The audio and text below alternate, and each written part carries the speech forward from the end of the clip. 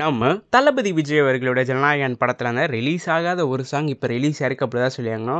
என்னடா உளர்ற, எப்படிடா ரிலீஸ் ஆகாத சாங் ரிலீஸ் ஆயிருக்கு சொல்கிறேன்னு கேட்டிங்கன்னா, இப்போ ரீசெண்டாக நம்ம அனிருத் அவர்கள் துபாயில் ஒரு கான்சர்ட் நடத்தியிருந்தார். ஸோ அந்த கான்சர்ட்லேருந்து பார்த்திங்கன்னா அனிருத் அவர்கள் கம்போஸ் பண்ண எல்லா சாங்ஸையும் பார்த்திங்கன்னா லைவாக பெர்ஃபார்ம் பண்ணிட்டு. அந்த அடிப்படையில் நம்ம தளபதி விஜய் அவர்களுடைய ஜனநாயகன் படத்தில் அவர் கம்போஸ் பண்ண எல்லா சாங்ஸையும் பார்த்திங்கன்னா லைவாக பெர்ஃபார்ம் பண்ணிட்டு. ஸோ அப்படி பெர்ஃபார்ம் பண்ணிருக்கிறப்ப நம்ம ஜனநாயகன் படத்தில் ரிலீஸ் ஆகாத ஒரு சாங்கையும் பெர்ஃபார்ம் பண்ணியிருக்காரு அப்படி தான் சொல்லியிருக்கோம். ஸோ அந்த பாட்டு என்னென்னா ஒரு பேரே வரலாறு, அதை லைட்டாக ரீமிக்ஸ் பண்ணி நடுவில் ஒரு இங்கிலீஷ் ரேப் ஆட் பண்ணியிருக்காரு அப்படி தான் சொல்லியிருக்கோம்.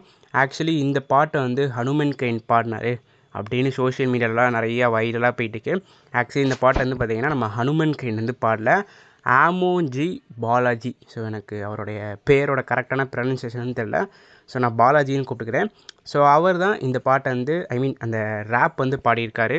ஸோ இவர் பார்த்திங்கன்னா இதுக்கு முன்னாடி க்ளீன் ஷாட், நம்ம வேட்டையன் படத்தில் வர அந்த க்ளீன் ஷாட் அந்த பாட்டில் இருக்கிற ரேப் இவர் தான் பாடியிருக்காரு. அதேமாதிரி நம்ம அஜித் அவர்களுடைய விடாமுயற்சி படத்தில் பத்திக்குச்சின்னு ஒரு பாட்டு இருக்கும். ஸோ அந்த பாட்டிலே ஒரு ரேப் போர்ஷன் இருக்கும். அந்த போர்ஷனே நம்ம பாலாஜி அவர்கள் தான் பாடியிருக்காரு.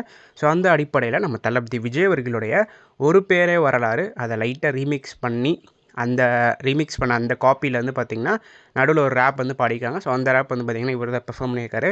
ஸோ அந்த கான்சர்ட்டில் அந்த கான்சர்ட்டில் நம்ம அனிருத் அவர்கள் லைவாக பெர்ஃபார்ம் பண்ண வீடியோஸ் எல்லாமே சோஷியல் மீடியாவில் பயங்கர வைரலாக போயிட்டுருக்கு சொல்லியாகணும்.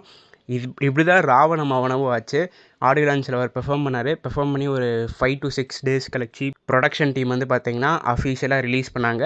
ஸோ இப்போ இந்த பாட்டு லைவாக அனிருத் அவர்கள் கான்சர்ட் பெர்ஃபார்ம் பண்ணியிருக்காரு. பட் இந்த வாட்டி ப்ரொடக்ஷன் டீம் இந்த பாட்டை ரிலீஸ் பண்ணுவாங்கங்கிறது கொஸ்டின் மார்க் தான். ஆல்ரெடி அவங்க பெரிய பிரச்சனையை ஃபேஸ் பண்ணியிருக்காங்க.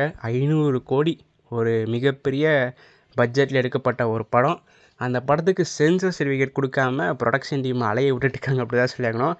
எப்போடா சென்சார் சர்டிஃபிகேட் கிடச்சோடனே இந்த படத்தை ரிலீஸ் பண்ணலாமே அப்படிங்கிற பிளானில் தான் அவங்க இருப்பாங்க. ஸோ அதனால் இந்த பாட்டுக்கு லிரிக்கல் வீடியோ வரும்னு யாரும் எக்ஸ்பெக்ட் பண்ணாதீங்க. படம் ரிலீஸ் ஆன பிறகு உங்களுக்கு டேரெக்டாக வீடியோஸ் அங்கே வந்துடும்.